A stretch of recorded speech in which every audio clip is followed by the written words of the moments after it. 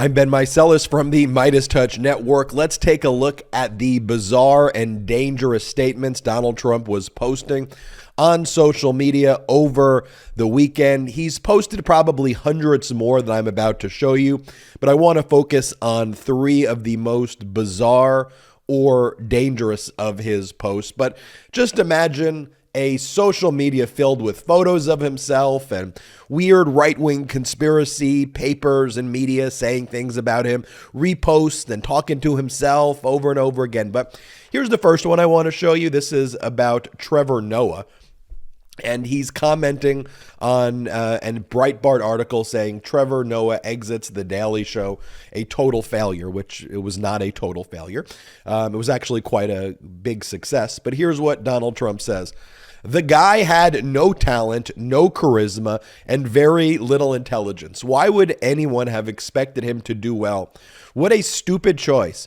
If they put a pro-Trump person on, it would go through the roof. But they're too dumb to know that. This is why everything Donald Trump says is completely false.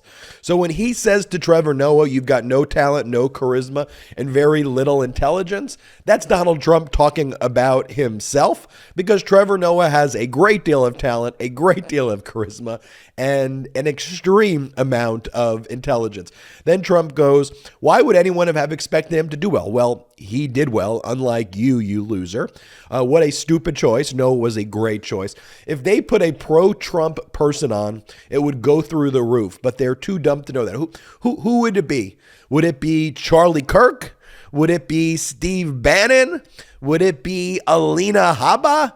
Would it be Christina Bobb? Would it be any of the other maniacs who are on those right-wing networks that follow you around from rally to rally and praise their dear cult leader? Is it one of those people? Because those people are so unprofessional, so unqualified, and to use your words, have no talent, no charisma, and absolutely no intelligence at all. But this is what the leader of the Republican Party right now, because that is what Trump is, who he is.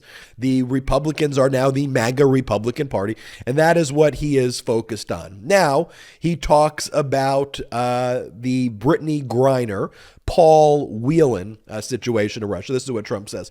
I turned down a deal with Russia for a one-on-one swap of the so-called Merchant of Death for Paul Whelan.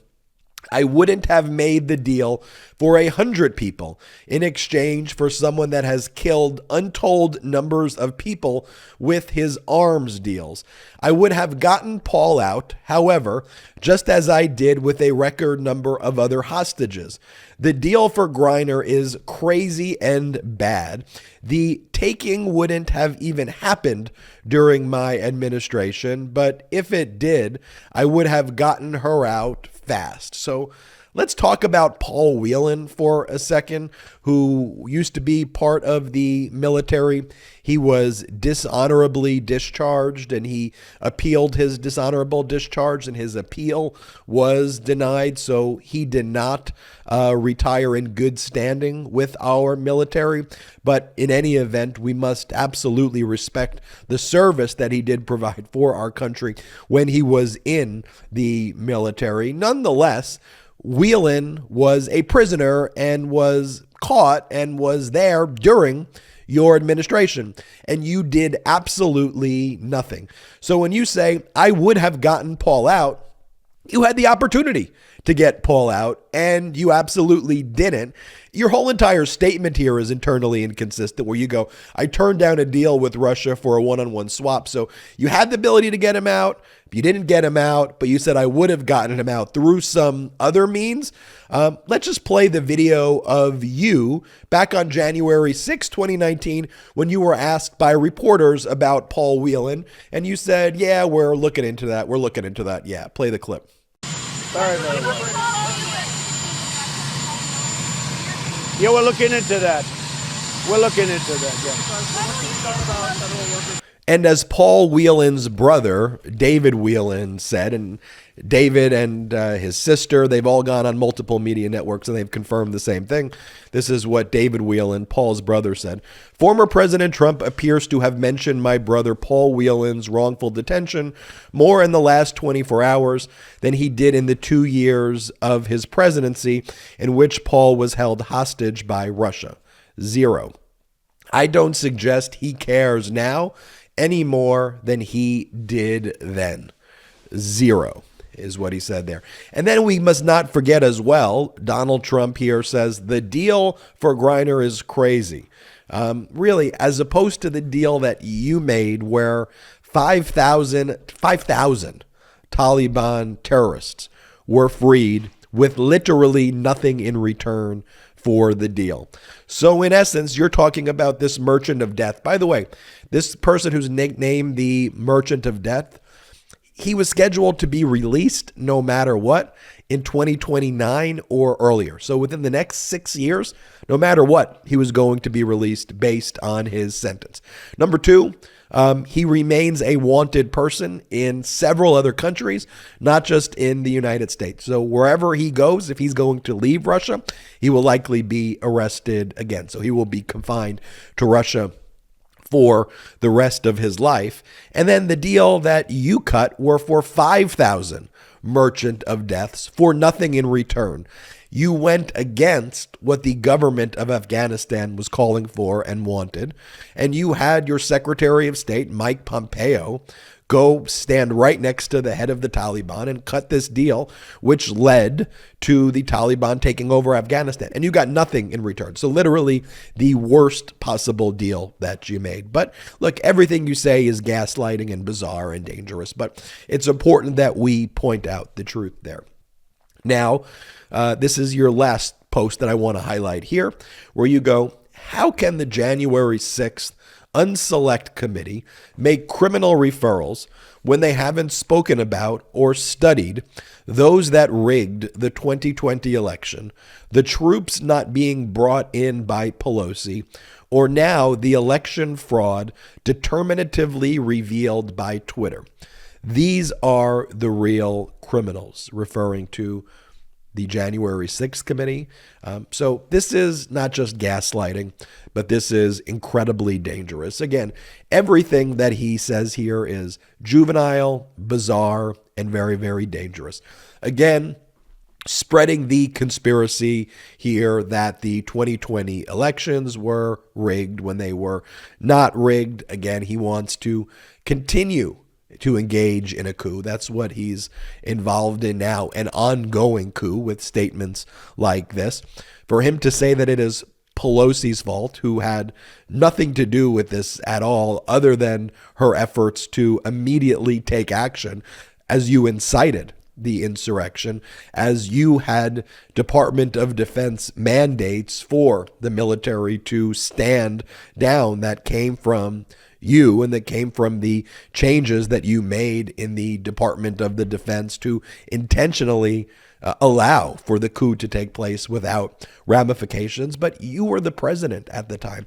I mean, it also just shows, one, just your intentional conduct to continue to have a coup, but also just your dereliction of duty. I mean, you're so unsuited for this position that it's the biggest understatement to even say that you would blame the Speaker of the House when you are the executive. You are completely unfit for the most basic tasks in a day, yet alone are you fit to do anything relating to any political office. And it is disgusting and it is despicable that the Republican Party of today supports you, supports your statement like you just made there, supports the statements that you make when you lie and gaslight about Paul Whelan.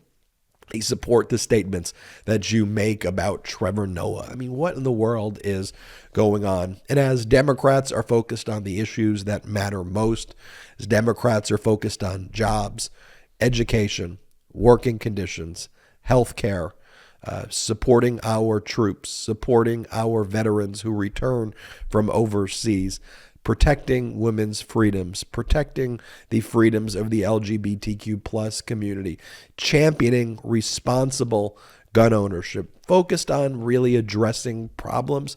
We got to deal with this. This is what you and the Republican Party's doing.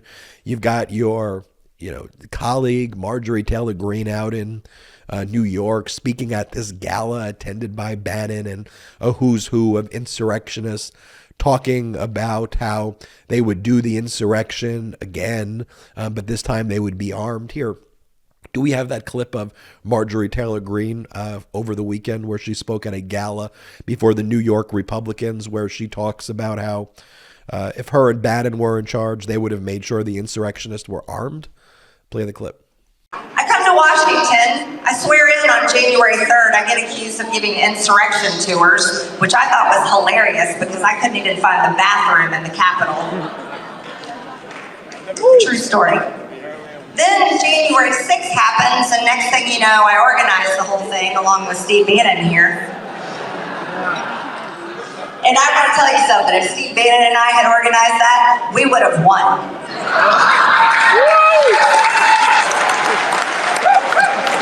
Not to mention, it would have been armed.